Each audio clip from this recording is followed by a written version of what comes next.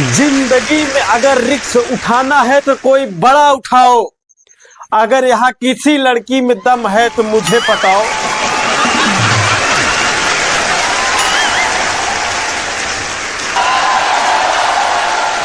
भाई साहब, अगर आपको दुनिया का सबसे बड़ा युद्ध देखना है और उसका भरपूर आनंद लेना है, मैं सच कह रहा हूं, अपने बीबी को लंबी छुट्टी पर घुमाने ले चलने का प्लान बनाइए। और जब वो अपने मायके फोन करके बता दे, अपने सहेलियों को फोन करके बता दे, अपने पड़ोसियों को बता दे कि मैं घूमने जा रही हूँ लंबी छुट्टी पे, अपना बैग वैग सब रेडी कर ले, फिट हो जाए तैयार होके, तब कह देना कि छोड़ो यार, नेक्स्ट मंथ चलेंगे।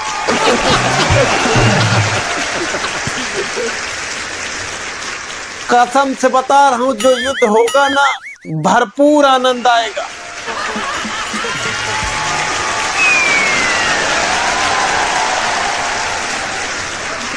हाँ, लेकिन इसके साथ एक सावधानी मैं आपको बता दे रहा हूं। ये प्रोग्राम करने के बाद आपको व्यक्तिगत यदि कोई क्षति पहुंचती है तो उसका जिम्मेदार मैं नहीं होऊंगा, इसलिए आप इसको अपने रिस्क पे करिएगा।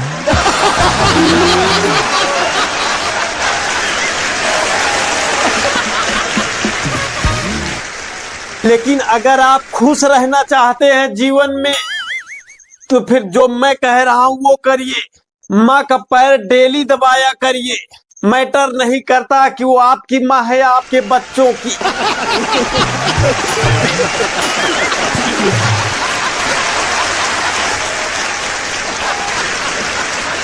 अच्छा, कुछ लड़कियां आजकल घूंघट का विरोध करती हैं और मैं सच बता रहा हूं, ये वही लड़कियां हैं जो शादी से पहले अपने प्रेमी के साथ कपड़े से मुंह बांध कर घूमा करती थी।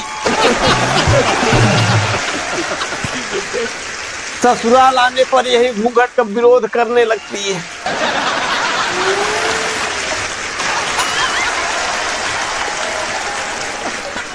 और हाँ, आपने भी सुना होगा कि पत्नियां कहती हैं कि मैं आपका 7 जन्मों तक साथ दूंगी। भाई साहब, ये पहले की पत्नियां देती रही होंगी। कल मैं बाइक से आ रहा था, दोनों लोग, रास्ते में मेरी बाइक पंचर हो गई। मेरी पत्नी बोली कि ठीक है, आप इसको पैदल घसीट के दुकान तक ले आइएगा, वहां बनवा के घर आइएगा। मैं ऑटो से घर चल रही।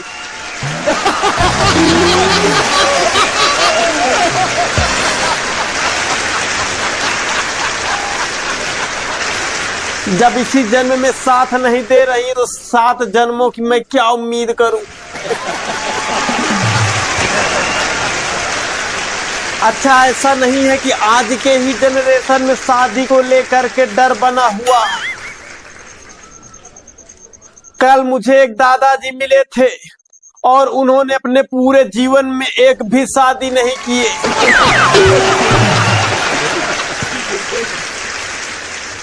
मैंने उनसे पूछा कि दादाजी, आपने शादी क्यों नहीं किया? तो उन्होंने बताया कि बेटा, इसके पीछे एक कहानी है। मैं बोला, बताइए कौन सी कहानी है? उन्होंने बताया कि मैं एक पार्टी में गया था, तब मैं भी युवा था और मेरे सामने एक सुंदर युवती थी, विवाहित, और उनका पल्लू जो है लटक रहा था जमीन में। गलती से मेरा पैर उनके पल्लू पर पड़ गया। अब वो तुरंत फनफना के सांप की तरह पलट के मुझको घूर के देखी, बोली, ब्लडी हेल, अंधे हो क्या, दिखता नहीं?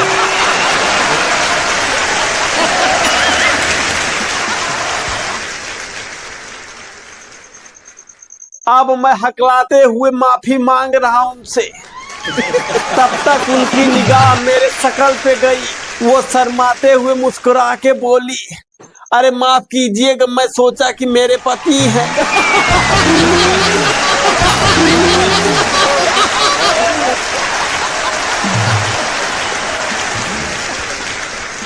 तब से मेरे अंदर डर समा गया, इसलिए मैंने आज तक एक भी शादी नहीं की।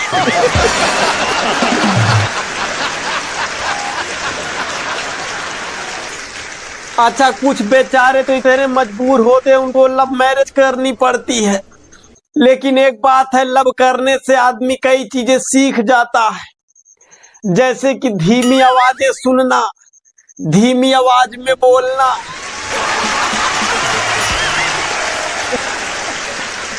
हजार 2000 रंगों को पहचानना,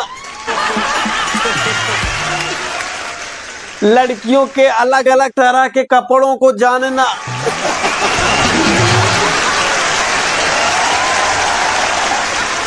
और कई प्रकार के चॉकलेट्स के भाव जानना।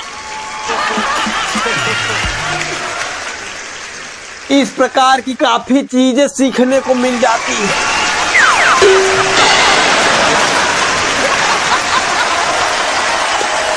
अच्छा, जिन लोगों की अरेंज मैरिज होती है उनके घर तो बच्चा पैदा होता है, लेकिन जिन लोगों की लव मैरिज होती है भाई साहब, उनके घर तो प्यार की निशानी पैदा होती है।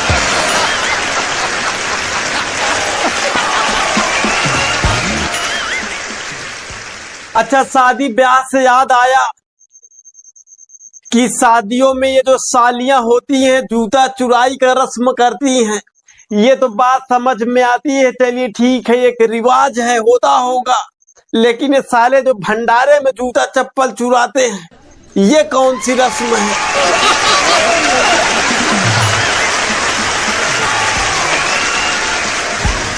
साला वहां से नंगे पैर आना पड़ता है घर तक।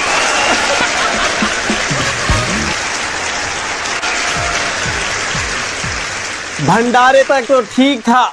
जीवन में एक बार मैंने बहुत शौक से बहुत महंगा चप्पल लिया था और अपने दोस्त के यहाँ गया था और वहां चोरी हो गया। बिना चप्पल का घर तक आया हूँ।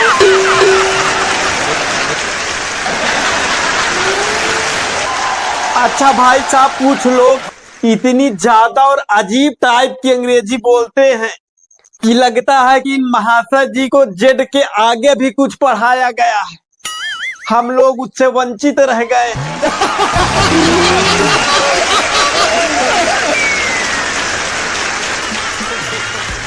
अच्छा, एक बात है कि परिस्थिति के विपरीत किसी से कोई काम नहीं करवाना चाहिए। एक बार एक मास्टर साहब ने एक अमीर घर के लड़की से बोला कि आप गरीबी पे निबंध लिखिए। अब वो अमीर घर की लड़की बेचारी क्या जाने गरीबी, वो कुछ इस प्रकार से लिख रही है, मैं बताता हूं आपको। सबसे पहले लिखती है विषय गरीबी।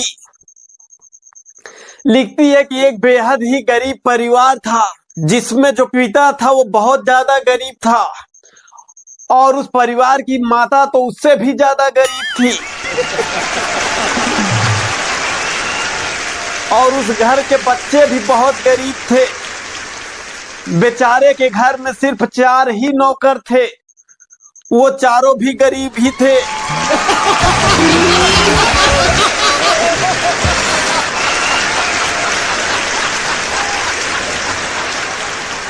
उनके घर में एक ही कार थी, वो भी पुरानी मर्सिडीज।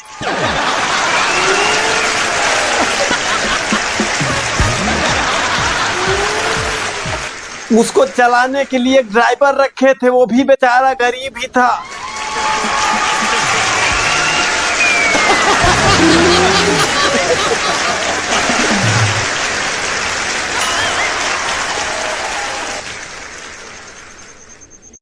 और वो गरीब परिवार बेचारा हफ्ते में 3 दिन ही 5 स्टार होटल जा पाता था खाना खाने, बाकी के दिनों में घर पे खाना खाता था।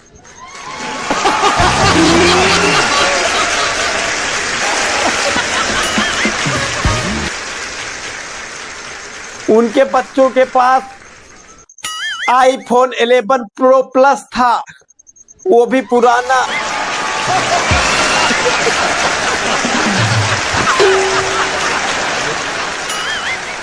और उनके पूरे घर में 2 ही एसी थी, वो भी सेकंड हैंड।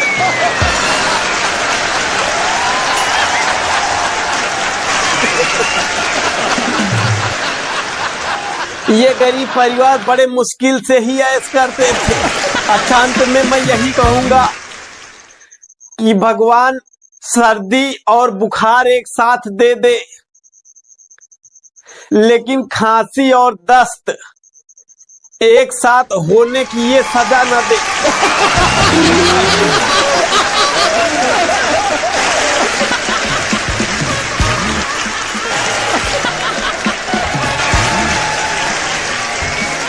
तो कैसा लगा ये वीडियो?